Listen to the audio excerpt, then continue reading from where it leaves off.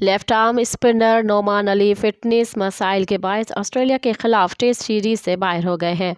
Melbourne में नोमान अली का appendix का ऑपरेशन हुआ है, जिसकी वजह से नोमान अली सीरीज की बकिया दोनों मैचेस में सिलेक्शन के लिए दस्तयाब नहीं होंगे।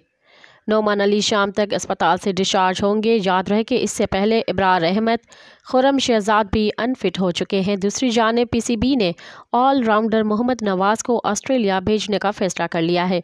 मोहम्मद नवाज को नोमान अली की जगह कौमी स्क्वाड में शामिल किया गया है। मोहम्मद नवाज को पहली दस्तयाब परवाज से ऑस्ट्रेलिया रवाना किया जाएगा। मोहम्मद नवाज न्यूजीलैंड के खिलाफ T20 सीरीज़ का भी हिस्सा हैं। मज़ीद ख़बरनि ऐं तफ़सीलात लाइ विज़िट कयो असांजी वेबसाइट www.awamiNewsHD.com ऐं ॾिसंदा रहो अवामी न्यूज़ HD।